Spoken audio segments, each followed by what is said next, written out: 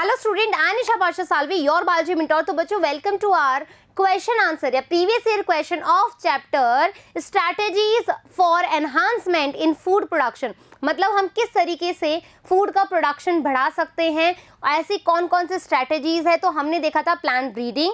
Plant breeding में भी हमने बहुत सारे मेथड्स देखे थे, जिसकी वजह से हमने डिजीज फ्री प्लांट बनाए, पेस्ट फ्री प्लांट्स बनाए, राइट, वायरस फ्री प्लांट्स बनाए। तो बहुत सारे मेथड्स हमने लिए थे। आज उसी से रिलेटेड जो प्रीवियस ईयर क्वेश्चन आ चुके हैं उसके बारे में हम देखने वाले हैं। तो स्टार्ट करते हैं फर्स्ट क्वेश्चन के साथ में, जिसमें पूछा गया है which is the similar term to hybrid vigour.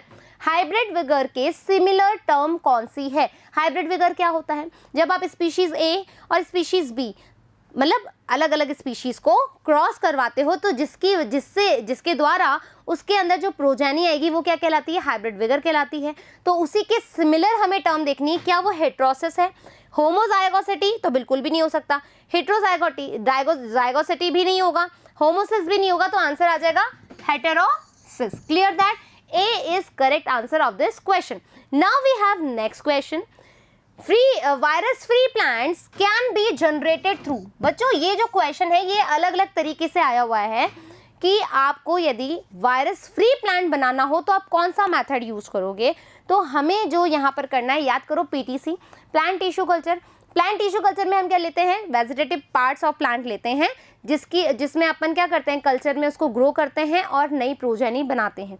वैसे ही हम माइक्रो प्रोपगेशन करते हैं। माइक्रो प्रोपगेशन एक टेक्निक है जिसमें हम टाइनी पार्ट्स लेते हैं और उसमें भी हम क्या लेते हैं? मैरिस्मेटिक, जो मैरिस्मेटिक टिप होता है, राइट, जहाँ पर मैरिस्मेटिक टिश्यू क्या है? जहाँ पर बहुत क्या होता है? डिवीज़न होता है, सेल डिवीज़न ज़्यादा होता है। तो उस दौरान जो वायरस है वो उसको इन्फेक्ट नहीं कर पाता, उसमें इन्वेड नहीं हो पाता है। तो जो वायरस फ्री प्लांट बनाना है तो उसके लिए आपको क्या करना पड़ेगा? मेरिस्टेम कल्चर करना पड़ेगा। Clear that? तो answer is meristem culture. Clear? Next question पे चले, आ जाओ। Now we have the process of removal of anther from the flower bud before it dehisces is called as. याद करो कि एंथर का रिमूवल करवाया था किसने? मेंडल सर ने। क्यों? ताकि सेल पॉलिनेशन को रोका जा सके।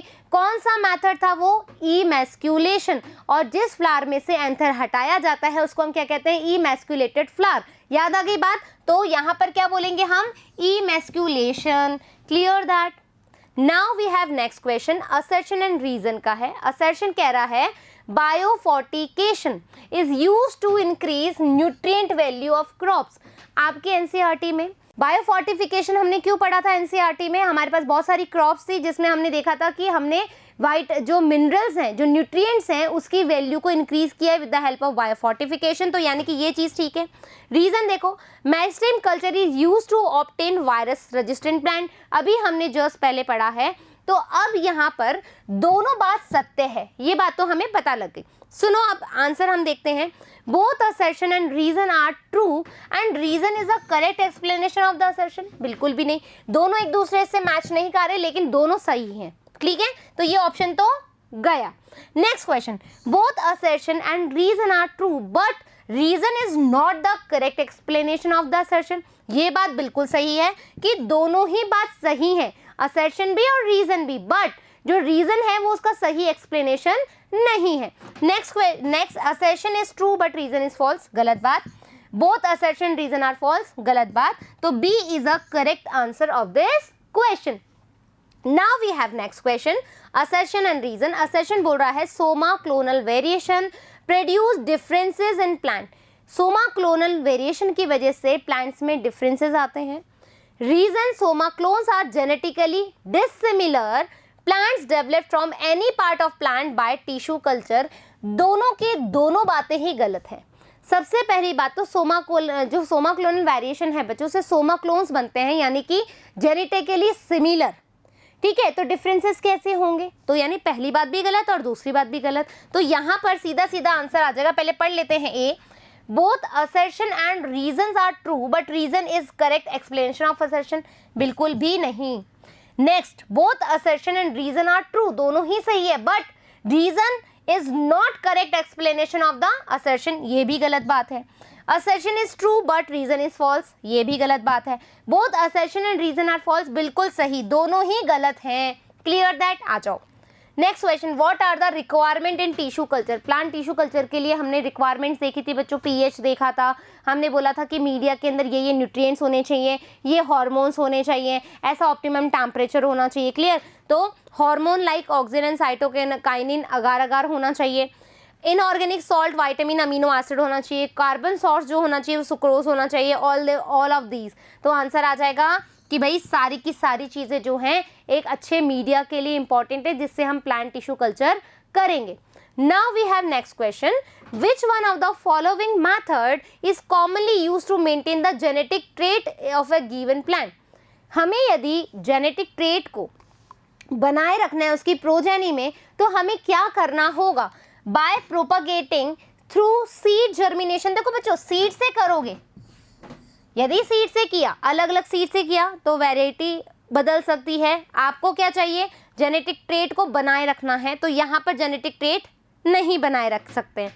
Bye propagating through a vegetative multiplication, हाँ यदि हम मल्टीप्लिकेशन कर रहे हैं किसका? वेजिटेटिव पार्ट्स का, तो वहाँ पर जेनेटिक वेरिएबिलिटी आएगी नहीं, वहाँ पर तो हम क्या करेंगे, जो जेनेटिक ट्रेट्स हैं वो मेंटेन रहेंगे। तो यानी कि ये ऑप्शन अभी तक करेक्ट है। आगे देखें, by generating hybrid through intergeneric pollination. यदि इंटरजेनेरिक पॉलिनेशन हम करवाते हैं तो भी हमारी जेनेटिक ट्रेट जो है वो मेंटेन नहीं रहेंगे, तो ये ऑप्शन गलत। By treating the seeds with gamma radiation, यदि सीड्स को आप गामा रेडिएशन से ट्रीट करोगे तो सीधी सी बात है उसमें म्यूटेशन आएगा, म्यूटेशन आएगा तो जेनेटिक वेरिएबिलिटी आएगी, दैट मीन ये ऑप्शन भी गलत। Answer is B. Clear each and everything. आगे चले। Assertion है somatic hybridization is a process where protoplast of two desired plant can be fused to develop improved plant. Somatic hybridization एक ऐसा process है जिसमें हम प्रोटोप्लास्ट को फ्यूज करते हैं दो डिजायर प्लांट के अंदर और हमें क्या मिलता है? एक इम्प्रूव प्लांट मिलता है। क्या ये सही बात है? सही बात है। Cross breeding can also induce variability. Cross breeding जो है वो क्या करती है? वेरिएबिलिटी को इंड्यूस करती है, ये बात भी सही है। अब क्या होता है? आ जाओ। Both assertion and reason are true, सही बात है। And reason is the correct explanation of the assertion, नहीं, गलत बात। ठीक है, तो यानी ऑप्शन ए रॉन्ग, क्योंकि दोनों सेंटेंस सही है बट ये इसको कोई चीज को एक्सप्लेन नहीं कर रहा है। Both assertion and reason are true but reason is not the correct explanation of the assertion. ये बात बिल्कुल सही है कि असर्शन एंड रीजन दोनों ही ट्रू हैं बट ये एक्सप्लेनेशन इसका नहीं है। So B is correct answer. Assertion is true but reason is false, गलत बात। दोनों ही गलत है, ये भी गलत बात, तो B is a correct answer. Clear. Next question. Assertion है the technique of micro propagation has been used to introduce variation in the offspring. Offspring में वेरिएशन लाने के लिए किया जाता है। It is not possible to generate virus free plant of micro propagation. दोनों की दोनों बात ही गलत है। यदि आपको वायरस फ्री प्लांट बनाना है तो हम माइक्रो प्रोपगेशन करते हैं, ये सेंटेंस गलत हो गया। The technique of micro propagation, आप सोमा क्लोन्स बनाते हो, यहाँ पर वेरिएशंस की बात हो रही है, ये भी गलत हो गया। तो both assertion and reason are true but reason the correct explanation of assertion बिल्कुल गलत। Both assertion and reason are true है ही नहीं। Assertion is true but reason is false, गलत बात। Both assertion and reason are false, दोनों की दोनों बातें गलत है। Now we have next question. True breeding plant is, जो हम सच्ची ब्रीडिंग करवाते हैं वो कौन सा होगा? One that is able to breed on its own, ऐसा एक प्लांट जो खुद से ही ब्रीड कर सकता है, क्या वो सही ट्रू ब्रीडर है? Produce due to the cross pollination among unrelated plant, क्या अनरिलेटेड प्लांट के साथ क्रॉस पॉलिनेशन कर सके, वो सही है। Near homozygous and produce offspring of its own kind, आपस में मतलब बहुत ही, जो भी आप वैरायटी ले रहे हो, जो भी आप प्लांट ले रहे हो, वो आपस में नियर होमोजाइगस होने चाहिए और अपने ही तरह की जो प्रोजेनी है वो करने में सक्षम हो, वो अच्छे ट्रू ब्रीडर होते हैं। या एनिमल्स आ गया, always homozygous receives its genetic constitution, तो answer is near homozygous and produce offspring of its own kind, वो ही हमारी ट्रू ब्रीडिंग प्लांट्स होते हैं। नाउ अब सुनो क्वेश्चन, अ सेल एट ए टीलोफेज स्टेज, एक टीलोफेज स्टेज पे है, ठीक है, जहाँ पर सेल प्लेट बनती है, अलग पोल्स पे चले जाते हैं, राइट, पूरी चीज़ें हो जाती है, एनाफेज की जस्ट बाद वाली टीलोफेज होती है। ऑब्जर्व बाय स्टूडेंट, एक स्टूडेंट के द्वारा देखी गई। A plant brought from the field, जो फील्ड से लाया हुआ प्लांट है उसमें एक बच्चा देख रहा था माइक्रोस्कोप के अंडर में, तो उसने टीलोफेज अवस्था देखी। फिर वो अपने टीचर के पास गया। He tells his teacher that this cell is not like other cells. उसने बोला कि जहाँ पर मैं नॉर्मल टीलोफेज स्टेज देखता हूँ वो इस तरह की नहीं है, इस प्लांट की जो टीलोफेज अवस्था है वो बहुत अलग है। कैसे अलग है? There is no formation of cell plate, यहाँ पर कोई सेल प्लेट नहीं बनी है। And thus the cell is containing more number of chromosome, और बहुत सारे क्रोमोजोम प्रेजेंट है। यानी कि क्या हुआ कि जब हमारा पोल्स पे चले गए क्रोमोसोम, राइट, तो यहाँ पर क्या होना चाहिए था? आधे इधर होने चाहिए थे, आधे इधर होने चाहिए थे टीलोफेज में, ठीक है। लेकिन यहाँ पर क्या हो रहा है, ना तो कोई प्लेट बनी और एक ही तरफ बहुत सारे क्रोमोसोम्स हैं, राइट। ये ऐसे बोल रहा है एक ही तरफ बहुत सारे क्रोमोसोम्स हैं। तो इस कंडीशन को हम क्या कहेंगे? तो याद करो, हमने पढ़ी थी पॉलीप्लॉइडी, राइट। प्लांट्स के अंदर ही पॉलीप्लॉइडी की कंडीशन होती है कि बहुत सारे क्रोमोसोम एक ही सेल में हो सकते हैं। Clear that? तो आंसर इज, किधर गया पॉलीप्लॉइडी? डी। क्लियर? आ गई बात समझ में? Now we have next question, the number of chromosomes present in the cell of the bread wheat Triticum aestivum suggest that is. आपको बताना है कि जो ब्रीड है व्हीट की, कौन सी? ट्रिटिकम एस्टिवम, वो क्या है, कितनी प्लॉइडी होती है? क्या वो हेक्साप्लॉइड है, डिप्लॉइड है, टेट्राप्लॉइड है या पेंटाप्लॉइड है? तो जो ट्रिटिकम एस्टिवम है बच्चों वो हेक्साप्लॉइड है। क्लियर? मतलब इसकी प्लॉइडी क्रोमोसोम नंबर कितना है इसका? 6n है। क्लियर? चलो, triticale is an example of, triticale क्या है बच्चों? ट्रिटिकेल व्हीट एंड राइस के बीच में हाइब्रिडाइज किया गया है, जिसकी वजह से ट्रिटिकेल बना है। ये फर्स्ट मेन मेड है, ठीक है, मेन मेड अ एलोप्लॉइडी है, ठीक है। सबसे पहली मानव द्वारा निर्मित एलोप्लॉइडी है कौन? ट्रिटिकेल। तो आंसर आ जाएगा किसका? एलोपॉलीप्लॉइडी का। Clear that? एलोपॉलीप्लॉइडी क्या है? जब हम दो स्पीशीज को हाइब्रिड करवाते हैं, उसका हाइब्रिडाइजेशन करवाते हैं, किसके द्वारा? डबलिंग ऑफ क्रोमोसोम के द्वारा। तो ऐसी कंडीशन को हम कहते हैं एलोपॉलीप्लॉइडी। Clear that? चलें आगे। A protoplast is a cell, protoplast क्या है? Undergoing division without the cell wall, without plasma membrane या विदाउट न्यूक्लियस। हमने प्रोटोप्लास्ट का फ्यूजन करवाया था, जिसमें हम क्या करते हैं, दो अलग अलग प्लांट स्पीशीज के सेल्स लेते हैं और उसमें से सेल वॉल हटा देते हैं, फिर आपस में उसको पीजी के घोल में फ्यूज करवाते हैं। याद आ गई हमारी जो हमने लास्ट मेथड लिया था? तो answer is without cell wall is known as protoplast. Clear? Next question, in plant breeding programs the entire collection, पूरा का पूरा प्लांट ब्रीडिंग प्रोसेस कर रहे हो तो एंटायर कलेक्शन, ठीक है, अ प्लांट और सीड का having all the diverse alleles, जिसके अंदर सभी तरह के एलील्स प्रेजेंट हो, फॉर ऑल जीन्स, सभी जीनों के, ठीक है, सभी जीन्स के, क्या कहलाता है वो? क्या evolution and selection of parent, क्या evolution and selection of parents हैं, जर्म प्लाज्म कलेक्शन है, सिलेक्शन ऑफ सुपीरियर रिकॉम्बिनेंट्स हैं, या cross hybridization among the selected parent है? याद करो, हमने जब हाइब्रिडाइजेशन टेक्निक पढ़ी थी तो उसके कुछ पॉइंट्स पढ़े थे। तो सबसे पहले हमें क्या करना था? कलेक्शन ऑफ जर्म प्लाज्म ही करना था, और जर्म प्लाज्म के अंदर ही क्या होते हैं?